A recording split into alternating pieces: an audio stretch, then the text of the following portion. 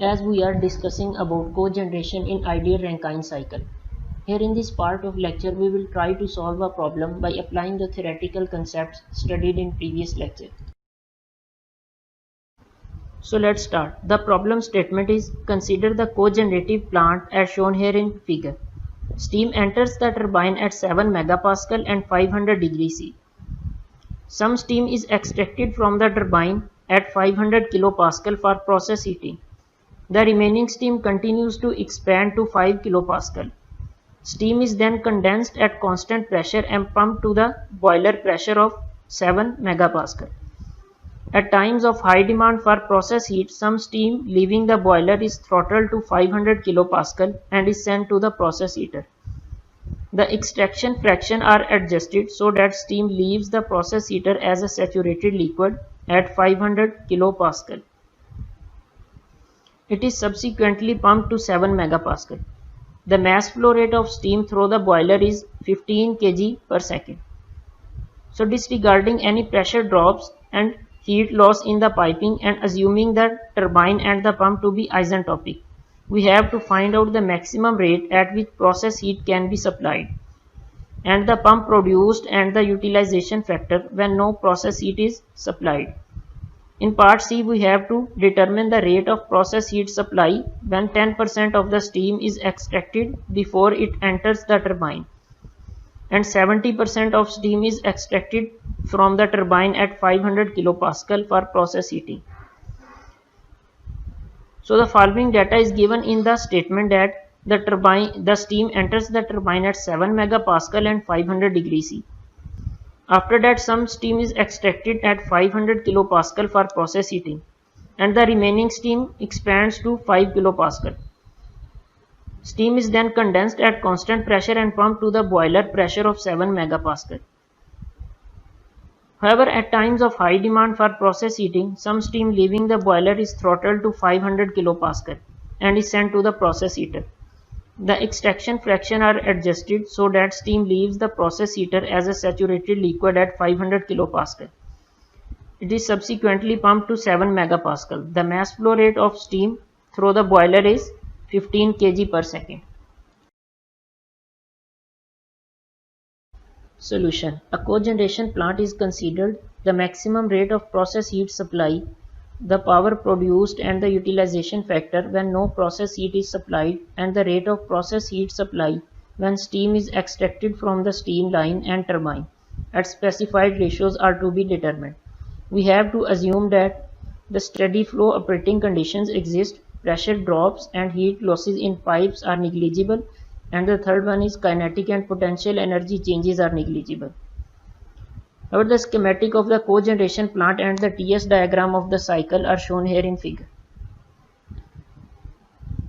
The power plant operates on an ideal cycle and thus the pumps and the turbines are isentropic. There are no pressure drops in the boiler, process heater and condenser, and steam leaves the condenser and the process heater as saturated liquid. So before going towards the solution, we have to analyze the schematic illustration and TS diagram of cogenerative Rankine cycle. As you can see, there are two cycles in this diagram. Cycle 1, 2, 4, 10, 11 or 1. In the same way, the second cycle is 1, 3, 6, 8, 9, 11 और 1. तो सबसे पहले अगर हम boiler से start करें तो इस स्टेट 1 से हमारे पास जो होगी वो सुपर हीटेड स्टीम आएगी, क्योंकि जो स्टीम बॉयलर से निकलेगी वो किस स्टेट में आएगी, वो सुपर हीटेड स्टेट में निकलेगी. तो सुपर हीटेड स्टीम जो हमारे पास टीएस डायग्राम में आएगी एट पॉइंट 1, क्योंकि ये जो पॉइंट आपको 1 नज़र आ रहा है ये हमारे पास होगा अबव क्रिटिकल टेम्परेचर और अबव क्रिटिकल पॉइंट. तो हमारे पास स्टीम निकली है बॉयलर से 7 मेगापास्कल प्रेशर और 500 डिग्री सी के ऊपर. तो अगर हम बाहर वाले साइकिल को देखें तो हमारे पास ये जो स्टीम है ये जाएगी टरबाइन में. तो टरबाइन में सबसे पहले हमारे पास कुछ एक्सपेंशन होगी जो हमारे पास 0.3 पे अगर हम देखें तो ये स्टीम हमारे पास जो 0.3 पे जाएगी. अगर हम ये जो वाल्व है इसको क्लोज रखें, ये जो पैसेज है इसको बंद कर दें कि हमारे पास जो 0.2 है, इसके ऊपर मास फ्लो रेट स्टीम का 0 है, तो हमारे पास जो स्टीम 0.1 पे आएगी मास फ्लो रेट वही हमारे पास जाएगी same amount of steam eight 0.3। तो ये हमारे पास जो 0.3 है ये भी हमारे पास किस जगह पे आएगा 0.1 के साथ, तो ये हमारे पास 0.1 और हमारे दूसरा हमारे पास आया है 0.3। ओके, तो 0.3 के बाद टरबाइन में कुछ एक्सपेंड की है स्टीम, ठीक है। तो जब टरबाइन में स्टीम की एक्सपेंशन हुई है तो हमें कुछ वर्क मिलेगा। तो एक्सपेंशन प्रोसेस के दौरान हमारे पास क्या है कि आपका जो टेम्परेचर और प्रेशर दोनों कम हो जाएंगे। तो जो स्टेट 3 से 5 है, 3 से 5 ये हमारे पास आ गई है फर्स्ट स्टेज एक्सपेंशन। तो स्टीम जो 5 है, 5 से आगे हमारे पास है प्रोसेस हीटर। लेकिन जो हमारे पास रिमेनिंग स्टीम है, कुछ हमने एक्सट्रैक्ट की है स्टीम जो स्टेट 5 की तरफ मूव कर गई है और बाकी स्टीम हमारे पास दोबारा से टरबाइन में एक्सपेंड हुई है, ठीक है। तो ये जो हमारे पास सेकंड एक्सपेंशन है, जो सेकंड एक्सपेंशन है ये हमारे पास आ जाएगी 5 to 6।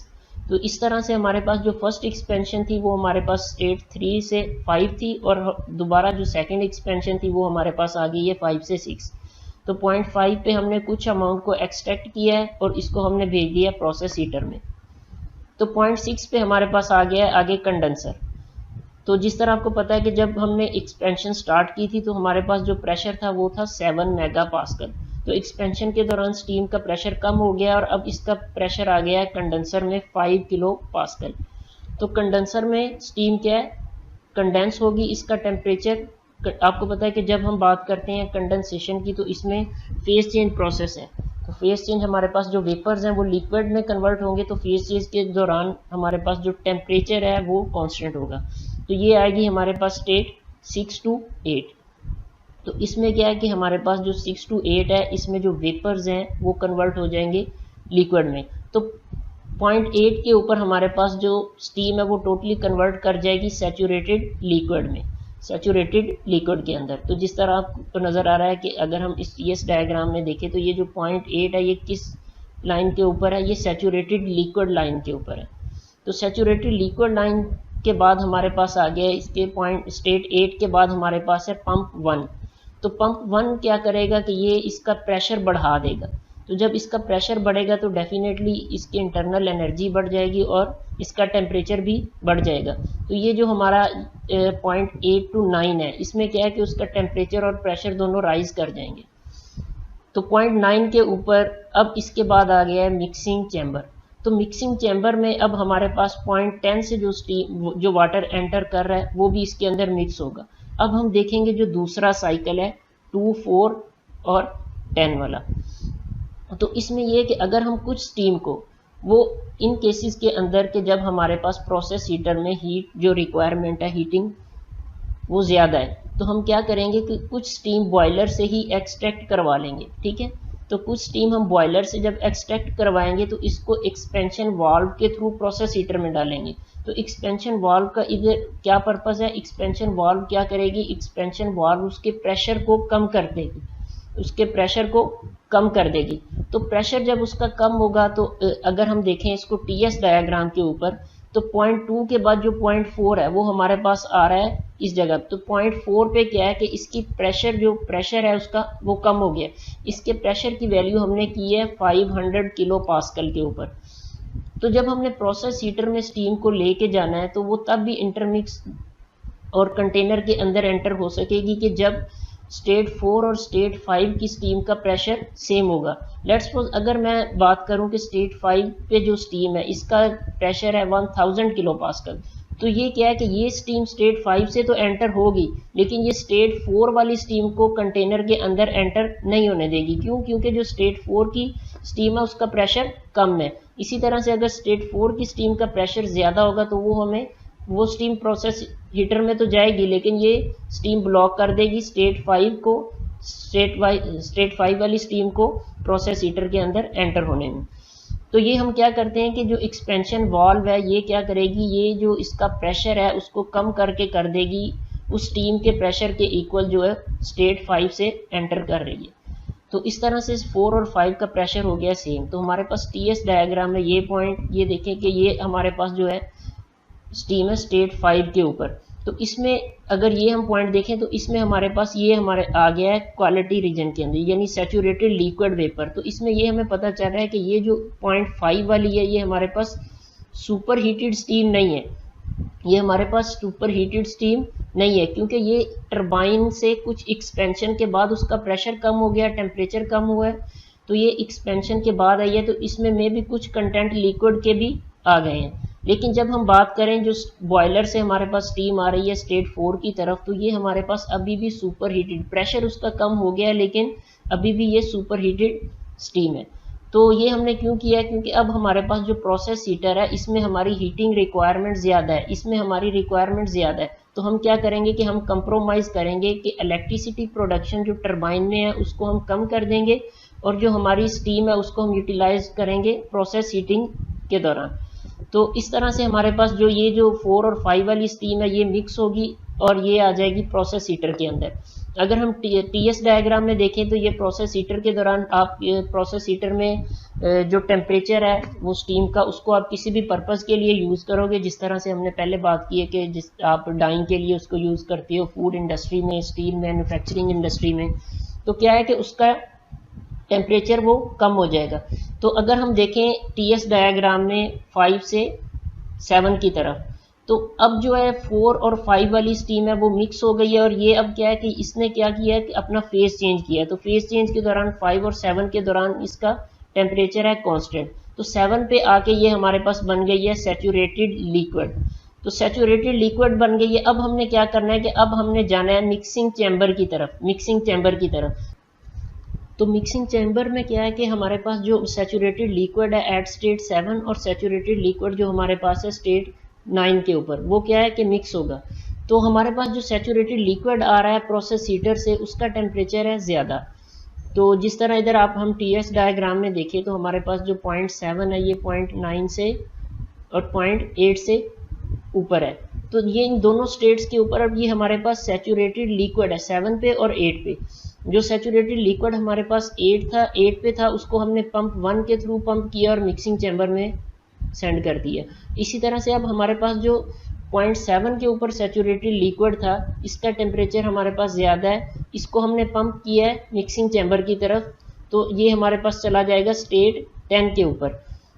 जब आप इसको पंप करेंगे 0.7 वाले को, जिस तरह से हमने 0.8 में जो था हमारे पास सैचुरेटेड लिक्विड उसको पंप किया था, तो ये 9 पे चला गया और इसका प्रेशर और टेम्परेचर बढ़ गया है, क्योंकि जिस तरह से हमने देखा है कि जब प्रेशर बढ़ता है तो उसकी इंटरनल एनर्जी बढ़ जाएगी और इसी तरह से उसका टेम्परेचर भी बढ़ जाएगा। इसी तरह से जब हम 7 वाले सैचुरेटेड लिक्विड को पंप करेंगे तो इसका प्रेशर और टेम्परेचर बढ़ जाएगा और ये 7 से चला जाएगा 0.10 के ऊपर।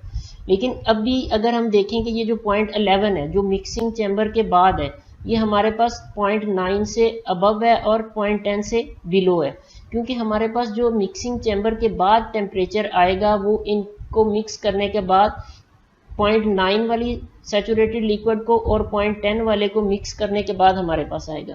तो हमने क्या किया कि जो हाई टेम्परेचर वाला सैचुरेटेड लिक्विड था जो 0.10 से एंटर किया और जो लो टेम्परेचर वाला सैचुरेटेड लिक्विड 0.9 से एंटर हुआ है वो मिक्स किया है मिक्सिंग चैम्बर के अंदर। तो क्या है कि जब ये दोनों सैचुरेटेड लिक्विड्स दोनों compressed, we can also say that the compressed liquid after pumping, तो ये जो दोनों कंप्रेस्ड लिक्विड है ये मिक्स होंगे तो जो 10 वाला है वो ये दोनों का टेम्परेचर सेम हो जाएगा मिक्सिंग चैम्बर के अंदर।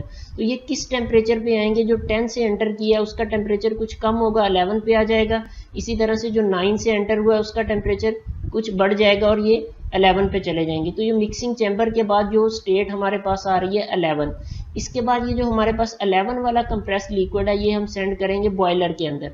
तो बॉयलर के अंदर इनिशियली हम उसको हीटअप करेंगे 0.11 से। टीएस डायग्राम पे हम देखें तो 0.11 से ये सबसे पहले जाएगा सैचुरेटेड लिक्विड, 0.11 से जो कंप्रेस्ड लिक्विड है ये जाएगा सैचुरेटेड स्टेट में, सैचुरेटेड लिक्विड स्टेट में। इसके बाद ये फेज चेंज करेगा तो टेम्परेचर हमारे पास क्या है कि कांस्टेंट हो गया। तो फेज चेंज के दौरान हम टेम्परेचर कांस्टेंट, अगर हम इसको मजीद हीटअप करेंगे तो ये सुपर हीटेड स्टीम में कन्वर्ट कर जाएगा और दोबारा से ये आ जाएगा हमारे पास 0.1 के ऊपर 7 मेगा पास्कल और 500 डिग्री सी पे। टीएस डायग्राम में हम देखें तो ये 0.11 से जाएगा 0.1 के ऊपर बॉयलर के अंदर। तो कंप्लीट साइकिल और स्कीमेटिक डायग्राम की इलस्ट्रेशन के बाद अब हमारा जो टास्क है वो हम देखेंगे कि हर पॉइंट के ऊपर इंथैल्पी की वैल्यू।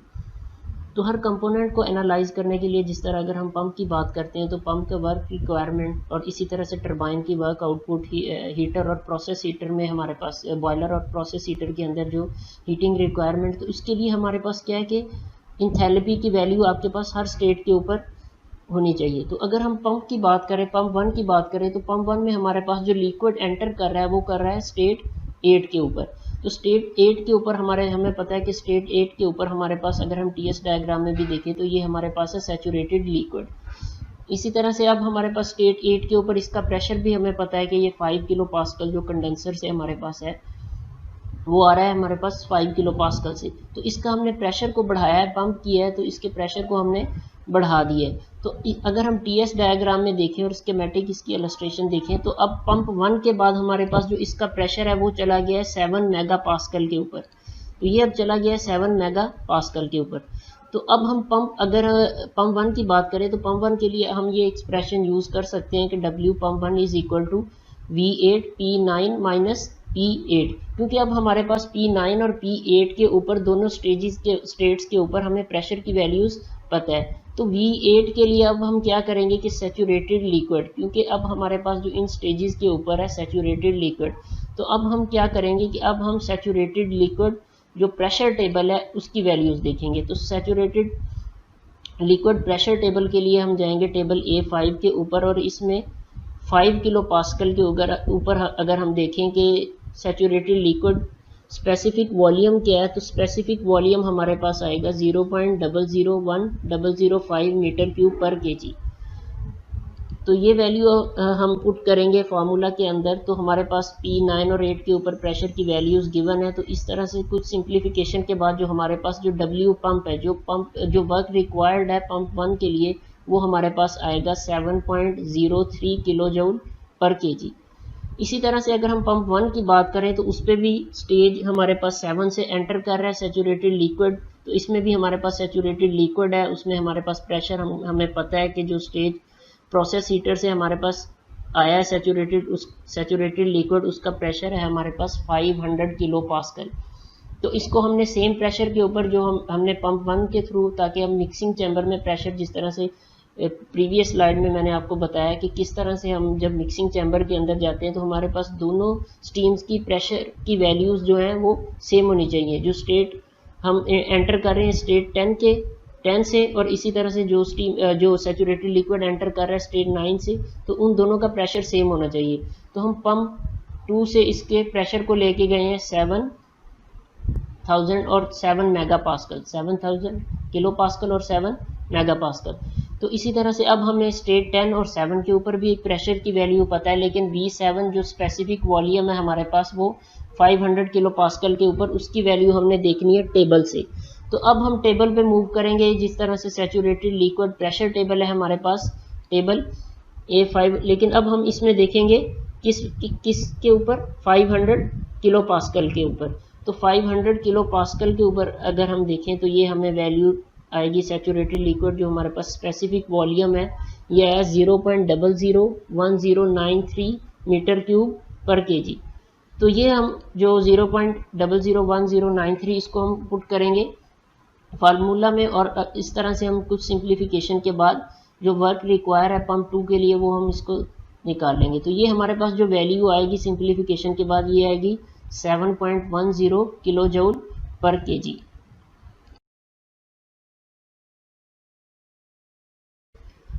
नो अगर हम बात करें इंथैल्पी की वैल्यूज़ की एट पॉइंट 1, 2 और 3, तो हमें पता है कि जिस तरह से हमने टीएस डायग्राम में देख सकते हैं कि जो इंथैल्पी की वैल्यू एट पॉइंट 1 पे होगी वही हमारे पास 2 और 3 के ऊपर आएगी। लेकिन जब हम पॉइंट 4 की बात करते हैं तो जो हमारे पास पॉइंट 3 और 1, 2, 3 और पे आएगी इंथैल्पी की वैल्यू, वही हमारे पास आएगी इंथैल्पी की वैल्यू पॉइंट 4 के ऊपर। क्योंकि पॉइंट 4 में जब एक्सपेंशन है तो एक्सपेंशन के दौरान इंथैल्पी की वैल्यू हमारे पास होती है कांस्टेंट। तो इसको हम कंसीडर करते हैं कि during expansion enthalpy change is constant और इंथैल्पी चेंज इज 0। तो हमारे पास जो वैल्यू आएगी 1, 2 और 3 स्टेट के ऊपर इंथैल्पी की वही आएगी 4 के ऊपर। लेकिन इस प्रोसेस के दौरान क्या है कि उसका टेम्परेचर और प्रेशर कम हो जाएगा। तो अब हमने पॉइंट 1 के ऊपर अगर हम देखें जो बॉयलर से हमारे पास स्टीम आ रही है वो सुपर हीटेड स्टीम, तो इसका प्रेशर और टेम्परेचर हमारे पास गिवन है। प्रेशर हमारे पास है 7 मेगा पास्कल और टेम्परेचर है 500 डिग्री सी। तो अब हमने क्या है कि अब हमने सुपर हीटेड स्टीम वाले टेबल में जाएंगे, सुपर हीटेड वाटर वाले टेबल में, टेबल A6 में। तो इसमें हमने 7 मेगा पास्कल के ऊपर 7 मेगा पास्कल और 500 डिग्री सी के ऊपर इंथैलेपी की वैल्यू को देखना। तो 500 डिग्री सी के ऊपर और 7 मेगा पास्कल के ऊपर हमारे पास जो इंथैलेपी की वैल्यू है वो आएगी 3411.4 किलो जूल पर केजी। तो ये वैल्यू अब हमारे पास आ गई है इंथैलेपी की किस स्टेजेस के ऊपर, स्टेट 1, 2, 3 और 4 के ऊपर। इसी तरह से अगर हम स्टेट 5 की बात करें, अगर हम स्टेट 5 और 6 की बात करें, तो ये जो स्टेट 5 और 6 है ये हमारे पास आ रही है सैचुरेटेड लिक्विड वेपर में। तो सैचुरेटेड लिक्विड वेपर में इस तो हमारे पास इन स्टेजेस के ऊपर सैचुरेटेड वेपर्स नहीं है। तो इसमें क्या है कि इसमें कुछ लिक्विड के कंटेंट्स भी हैं। तो इन दोनों स्टेजेस के ऊपर इंथैलेपी की वैल्यूज़ को निकालने के लिए हमें क्या है, इसकी क्वालिटी को देखना होगा। तो जिस तरह से हमें पता है कि इंट्रॉपी की वैल्यू जो हमारे पास स्टेट 1, 2 और 3 के ऊपर आएगी वही हमारे पास इंट्रॉपी की वैल्यू 5 और 6 के ऊपर आएगी। तो हम इसकी सबसे पहले क्या करेंगे कि क्वालिटी को निकालेंगे। क्वालिटी को जिस तरह से हमने पहले भी डिस्कस किया कि आपको स्टूडेंट्स को पता है कि क्वालिटी की वैल्यू को हमने किस तरह से निकालना है। तो हम इसको करेंगे x is equal to s minus S F over S F G. तो इस तरह से हम इसकी क्वालिटी की वैल्यू को देखेंगे। इसी तरह से हम स्टेट जब क्वालिटी को हम निकाल लेंगे तो अब क्या है कि जो हमने देखनी है वैल्यू एस एफ और एस एफ जी की, वो हम देखेंगे 500 किलो पास्कल के ऊपर। स्टेट 5 और 6 के लिए जो हमने क्वालिटी निकालनी है उसमें हमारे पास जो वैल्यूज़ हम देखेंगे पॉइंट स्टेट 5 के ऊपर, ये हम देखेंगे कौन से प्रेशर के ऊपर, एस एफ और एस एफ जी की 500 किलो पास्कल के ऊपर। लेकिन जब हम बात करेंगे पॉइंट स्टेट 6 की, तो जिस तरह से हमें पता है कि कंडेंसर की तरफ जो स्टीम आएगी पॉइंट 6 के ऊपर, इधर हमारे पास आ गया 5 किलो पास्कल। तो अब हम पॉइंट 6 के ऊपर जब हम क्वालिटी एक्स की वैल्यू निकालेंगे तो इसमें जो हम इंट्रोपीज़ की वैल्यूज़ देखेंगे, एस की वैल्यू तो वो हमारे पास पॉइंट 6 के ऊपर वही आएगी जो 1, 2 और 3 के ऊपर है। लेकिन जब हम एस एफ और एस एफ जी की वैल्यू देखेंगे क्वालिटी निकालने के लिए, तो 6 पॉइंट के ऊपर ये वैल्यूज़ हम देखेंगे 5 kilo pascal saturated water pressure table के अंदर एस एफ और एस एफ जी की वैल्यू। इसी तरह से इसके बाद हमने जब इंथैलेपी की वैल्यू निकालनी है, तो इंथैलेपी की वैल्यू हम निकालने के लिए क्या करेंगे, H5 is equal to H F plus X H F G. तो इसमें जब हम इंथैलेपी की वैल्यू देखेंगे तो वो हम देखेंगे जिस तरह से हमने इंट्रॉपी की देखी है स्टेट 5 के लिए 500 किलो पास्कल के ऊपर, एच एफ और एच एफ जी की वैल्यू देखेंगे स्टेट 5 के लिए, और स्टेट 6 के लिए एच एफ और एच एफ जी की वैल्यू हम देखेंगे 5 किलो पास्कल के ऊपर। तो ये अब स्टूडेंट्स का टास्क है कि आपने इसकी इंथैलेपी, इन दोनों स्टेजेस के ऊपर इंथैलेपी की वैल्यूज़ निकालनी है, जो कि होनी चाहिए स्टेट 5 के ऊपर 2739.3 किलो जूल पर केजी, और इसी तरह से अगर आप स्टेट 6 पे निकालेंगे तो ये वैल्यू आपकी आएगी 2073.0 किलो जूल पर केजी। इसी तरह से अब हम जाएंगे पॉइंट 7 और 8, 9 और 10 की तरफ। तो अगर हम पॉइंट 7 की बात करें तो पॉइंट 7 हमारे पास आ रहा है प्रोसेस हीटर के बाद। तो प्रोसेस हीटर में जो अगर टीएस डायग्राम में भी आप देखें तो पॉइंट 7 हमारा है वो किस जगह पे लाई कर रहा है, वो सैचुरेटेड लिक्विड लाइन के ऊपर लाई कर रहा है। तो इसका क्या मतलब है कि इसमें जो हम वैल्यू देखेंगे वो हम देखेंगे एच एफ की। तो इसमें हमारे पास जो है वो सैचुरेटेड लिक्विड है। तो इसमें हमारे पास जो गिवन डाटा है वो है प्रेशर। तो प्रेशर हमारे पास है 500 किलो पास्कल। तो इसके लिए हमें सैचुरेटेड वाटर प्रेशर टेबल में जाना पड़ेगा, और 500 डिग्री सी पे हम अगर देखें इसकी वैल्यू तो एच एफ की वैल्यू हमारे पास आ रही है 640.09 किलो जूल पर केजी। तो ये हमारे पास अब जो इंथैलेपी की वैल्यू आई है पॉइंट 7 के ऊपर वो आई है 640.09 किलो जूल पर केजी। इसी तरह से अगर हम बात करें पॉइंट 8 की, तो पॉइंट 8 के ऊपर भी हमारे पास है सैचुरेटेड लिक्विड, और इस पे लेकिन इसके ऊपर जो हमारे पास स्टीम, इसमें जो पॉइंट 8 के ऊपर हमारे पास वाटर है सैचुरेटेड लिक्विड है, उसका प्रेशर है 5 किलो पास्कल। तो हमने सैचुरेटेड वाटर प्रेशर टेबल में जाके इंथैलेपी की एच एफ की वैल्यू देखनी है किसके ऊपर, 5 किलो पास्कल के ऊपर। तो अगर हम 5 किलो पास्कल के ऊपर इसकी वैल्यू देखें तो सैचुरेटेड वाटर टेबल में 5 किलो पास्कल के ऊपर हमें HF की वैल्यू है हमारी 137.75 किलो जूल पर केजी। तो ये अब हमारे पास आ गई है H8 की वैल्यू। तो H अगर हम बात करें H9 और H10 की वैल्यूज़ की, तो 0.9 और 10 के ऊपर हमारे पास प्रेशर्स की वैल्यू गिवन है, 7 मेगा पास्कल हमारे पास प्रेशर्स की वैल्यू गिवन है। लेकिन अगर हम देखें कि पंप 1 की बात करें तो पंप 1 हमने वर्क जो रिक्वायर्ड है वो हमने फाइंड आउट कर लिया है।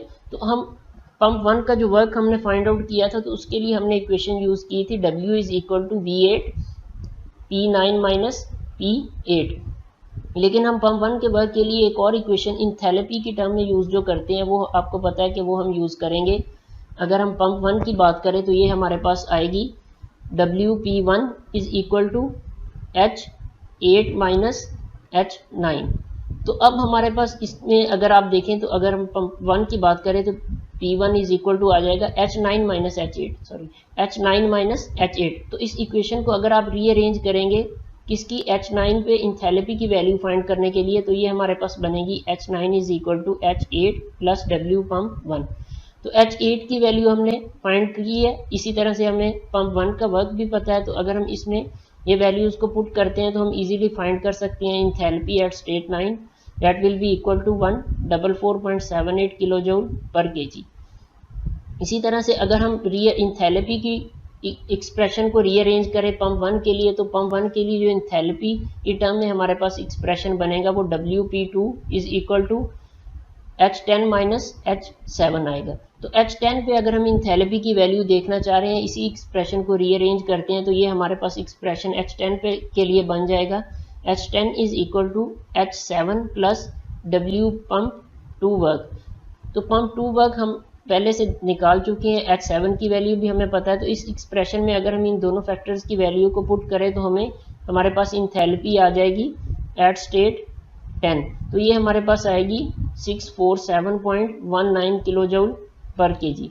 तो अब हमारे पास इंथैल्पी की वैल्यू हर स्टेज के ऊपर निकाल ली, हमने फाइंड कर ली है इंथैल्पी की वैल्यू। तो अब हम जाएंगे सॉल्यूशन की तरफ कि हमारे पास जो हमें किस चीज़ की रिक्वायरमेंट और क्या क्या चीज़ इसने पूछी है। So in part A we have to find out the maximum rate at which process heat can be supplied. The maximum rate of process heat is achieved when all the steam leaving the boiler is throttled and sent to the process heater. जब हम बात करते हैं maximum rate of process heat, तो इसमें हमारे पास क्या है कि आप पॉइंट जो बॉयलर से स्टीम हमारे पास सुपर हीटेड स्टीम है वो किस तरफ मूव कर गई है, वो प्रोसेस हीटर की तरफ, पॉइंट 2 से 4 और फिर प्रोसेस हीटर की तरफ। जबकि अगर हम देखेंगे कि mass flow rate at point 3, 5, 6 इस तरफ हमारे पास स्टीम बिल्कुल ज़ीरो आएगी। तो जो भी हमारा मास फ्लो रेट था, और या हम कह सकते हैं कि total amount of steam move towards the process heater from point 2 और पॉइंट 4। तो इस केस में हमारे पास जो स्टीम यूटिलाइज होगी जो हमारी हीट प्रोसेस हीटर के अंदर, तो इस केस में अगर हम maximum rate of process heat निकालेंगे तो वो हमारे पास आएगी QP is equal to M1 हमारे पास mass flow rate of steam cross H4 minus H7। तो प्रोसेस हीटर के अंदर हमारे पास 0.4 से स्टीम एंटर हो रही है और 0.7 से लीव कर रही है। जबकि अगर हम देखें हमारे पास जो साइकिल है 3, 5, 6 और 8, ये हमारे पास साइकिल इसमें से निकल जाएगा क्योंकि इस तरफ हमारी स्टीम नहीं जा रही। हम जो सारी स्टीम है वो किधर यूटिलाइज कर रहे हैं, वो हम प्रोसेस हीटर के अंदर यूज़ कर रहे हैं। तो अब हमारे पास H4 जो है इंथैल्पी एट 0.4 एंड H7 जो हमारे पास आ रही है इंथैल्पी एट 0.7। तो H4 और H7 की वैल्यूज़ हमारे पास गिवन है, हमने फाइंड की है। मैस फ्लो रेट हमें पता है गिवन स्टेटमेंट में 15 kg पर सेकेंड। तो सिंप्लीफिकेशन के बाद हमारे पास जो maximum rate of process heat है वो आएगी 417,570 किलोवाट। तो इस केस में हम कह सकते हैं कि जो यूटिलाइजेशन फैक्टर है वो 100% है। क्यों? क्योंकि अब हमारे पास कंडेंसर की तरफ स्टीम नहीं जा रही। अगर कंडेंसर की तरफ स्टीम नहीं जाएगी तो आपकी कंडेंसर से जो हीट लॉसेज हैं इन्वायरमेंट के अंदर वो भी ज़ीरो हो जाएंगे। तो इस केस में अगर हम कंसीडर करें कि हमारे पास साइकिल के अंदर यानी इंटायर जो लॉसेज हैं, जिस तरह से जब पाइप के अंदर से स्टीम ने पास करना है तो फ्रिक्शनल लॉसेज और ये सारे लॉसेज को अगर हम मिटिगेट करें या हम इसको निग्लिजिबल कंसीडर करें, तो इस केस में आप कह सकते हैं कि हमारे पास जो यूटिलाइजेशन फैक्टर है वो है 100%, क्योंकि अब हमने जितनी भी हीट थी उसको यूज़ कर लिया है प्रोसेस हीटर के अंदर। However, in part B we have to determine the power produced and the utilization factor when no process heat is supplied. अब पार्ट बी के अंदर क्या है, पार्ट 1 में हमारे पास ये था कि हमने जो पैसेज था 1 से 3 की तरफ उसको क्लोज कर दिया था, सारी स्टीम हमारे पास आई है पॉइंट 1 से 2 की तरफ प्रोसेस हीटर की तरफ। लेकिन पार्ट बी में हमने क्या किया कि हमने जो स्टीम है उसको टरबाइन के, यानी अब हमारा जो टास्क है वो है इलेक्ट्रिसिटी प्रोडक्शन, जबकि पार्ट 1 में हमने क्या है कि स्टीम को प्रोसेस किसी भी हीटिंग प्रोसेस के लिए यूज़ किया था। अब पार्ट 2 में अब क्या है कि हमने जो पैसेज है 2, 4 और प्रोसेस हीटर की तरफ, इसी तरह से जो हमारे पास टरबाइन से जो कुछ स्टीम हम एक्सट्रैक्ट कर रहे थे और प्रोसेस हीटर की तरफ भेज रहे थे वो भी हमने कर दी है 0। तो अब इस केस में जो सारी स्टीम है जो बॉयलर से जाएगी वो जाएगी टरबाइन के अंदर और टरबाइन से कंडेंसर पंप 1 और इसी तरह से दोबारा बॉयलर में।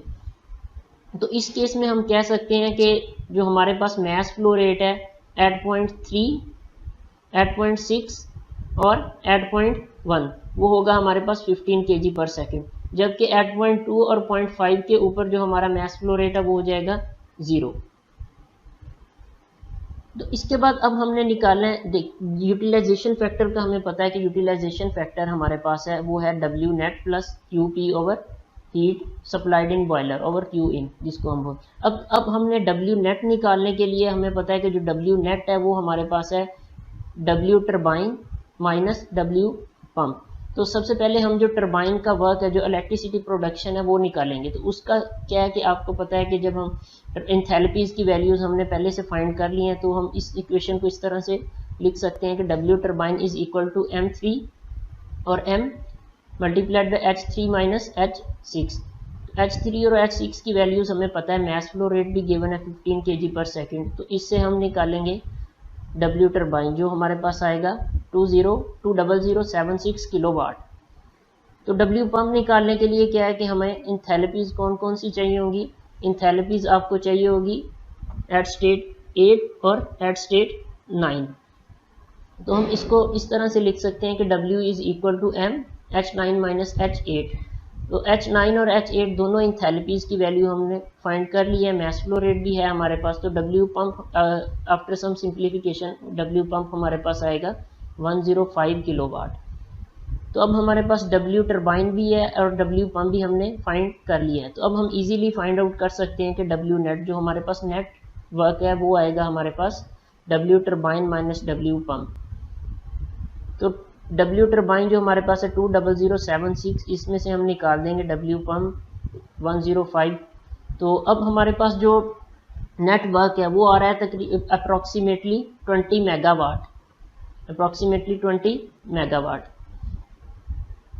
तो अब क्या है कि अब हमें W नेट हमने फाइंड कर लिया है। अब इस केस में अगर हम देखेंगे जो QP है, ठीक है, जो हीट हमारी है प्रोसेस हीटर की, वो इस केस में 0 होगी। क्यों 0 होगी? क्योंकि अब हमारे पास जो स्टीम है वो सारी जा रही है टरबाइन की तरफ, प्रोसेस हीटर के अंदर हमने स्टीम को क्लोज कर दिए। इस प्रोसेस हीटर की तरफ जो पैसेज हमारे जा रहे हैं स्टीम के वो हमने कर दिए क्लोज।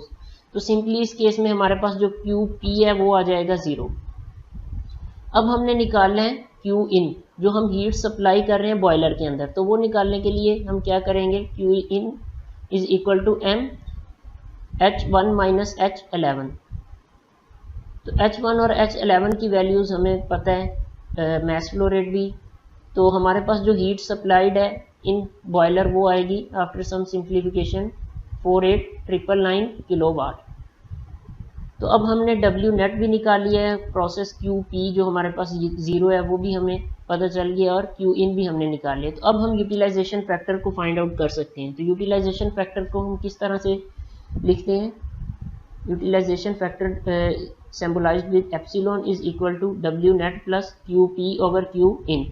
तो इस केस के अंदर W नेट हमारे पास है 19971 और अप्रॉक्सीमेटली 20 मेगावाट, प्लस हमारे पास जो Q प्रोसेस हीट है वो हमारे पास आ जाएगी 0, और इसको हम डिवाइड करेंगे Q इन के साथ। Q इन हमारे पास है 48999 किलोवाट। तो अब हमारे पास जो इस केस में यूटिलाइजेशन फैक्टर आया है वो है 0.408 और 40.8%। जबकि प्रीवियस केस में जिस तरह हमने देखा उसमें हमने देखा था कि 100%, वो 100% क्यों है, क्योंकि हमने ये कंसिडर किया है कि हमारा जो साइकिल है उसमें लॉसेस ज़ीरो है और जितनी भी हीट है वो हमने यूटिलाइज कर ली है प्रोसेस हीटर के अंदर। जबकि इस केस में हमारी कुछ जो हीट है वो रिलीज हो जाएगी कंडेंसर से इन्वायरमेंट में, इसलिए इस केस के अंदर हमारे पास जो यूटिलाइजेशन फैक्टर है उसकी वैल्यू आई है 40.8%। However, in part C we have to find out the rate of process heat, but in this case 10% of the steam is extracted before it enters the turbine and 70% of the steam is extracted from the turbine at 500 kilopascal for process heating.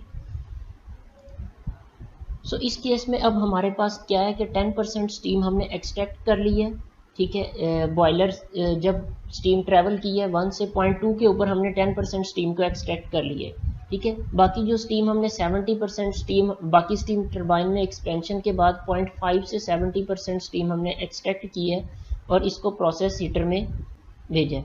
तो अगर हम energy balance equation को देखें और kinetic और potential energy changes को हम neglect करें तो एनर्जी बैलेंस हमारे पास क्या बनेगा, E in is equal to E out. तो प्रोसेस हीटर के अंदर हमारे पास जो हमारे इनपुट्स हैं, जो स्टीम जिस पॉइंट से हमारे पास इंटर कर रही है प्रोसेस हीटर के अंदर, वो है हमारे पास 0.4 और 0.5, जबकि जो लीविंग पॉइंट है वो हमारे पास है 0.7। तो कुछ हीट आप यूज़ कर लोगे QP जो प्रोसेस हीटर के अंदर। तो अब हमारा जो टास्क है वो हमारा है QP जो प्रोसेस हीटर के अंदर आपने हीट यूज़ करनी है वो निकालनी है।